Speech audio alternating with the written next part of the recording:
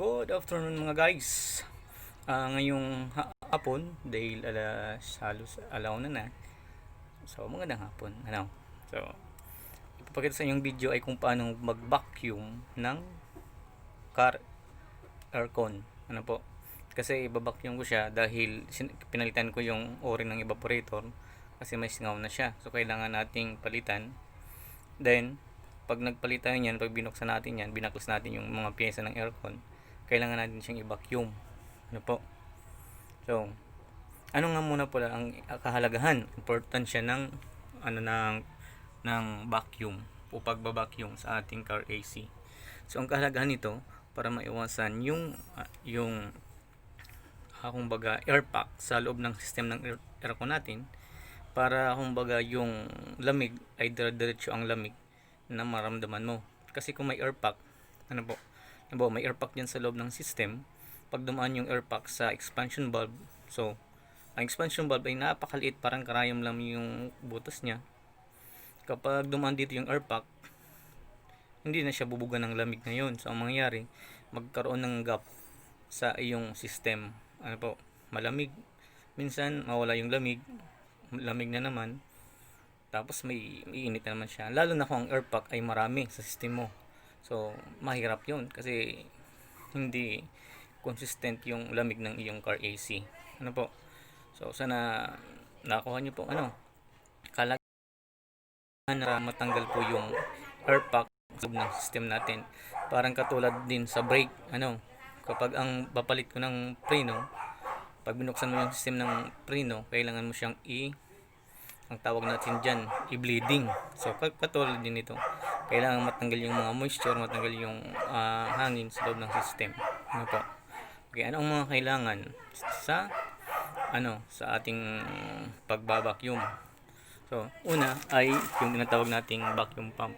Pero dito po sa akin, ang ginawa kong vacuum pump ay ito ay mula sa sirang ref na ginawa ko siyang vacuum.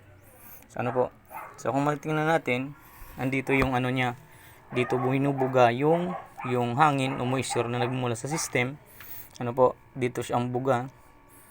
At dito naman yung suction. So itong suction na ito, papunta ito, nakakabit yan sa ating manifold gauge. Then sa low side ko po inilagay siya diyan. So pag makita natin gumagana siya, o yung vacuum natin ay gumagana, dahil makikita natin dyan sa ating manifold gauge, ayan po. So kung hindi siya gumagana, so ibig sabihin yan, yung itong arrow mo ay dito siya.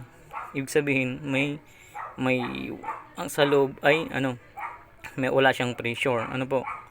So dahil hinigop yung moisture or air dito sa ating system, so ang mangyayari parang atras yan. So kabaliktaran, kapag nilagyan mo naman yan ng AC o ng freon, yung pressure pa loob, yan ay papalo pa taas po. So makikita natin gumagana yung ating pagbabacuum dahil yung kanyang araw ay sagad po dito sa pinaka ibaba. So ganyan lang po ang pagbabacuum. So ang pagbabacuum po natin, dahil ito ay kumbaga DIY lang, gagawin ko ito sa loob ng 20 to 30 minutes. Pero kung talagang yung mga vacuum na lang nabibili diyan sa mga auto shop, auto parts, halos 5 to 10 minutes lang. So dito, dahil ito ay lang siya, DIY, gawin kong 20 to 30 minutes. Okay. So sana po may natutunan kayo sa aking video. Kung paano mag-vacuum ng sasakyan, car AC ng sasakyan. So sa sunod ko pong video, ipapakita ko naman sa inyo kung paano maglagay o mag-charge ng freon sa sa sasakyan. Mamaya lang po 'yan. Ayan po ang ating yan po ang ating freon 134A. Mamaya pagkatapos ko po nito ng 20 minutes or 30 minutes, ilalagay ko po yung freon. Panoorin nyo ulit po sa aking sunod na video. So sa muli, salamat.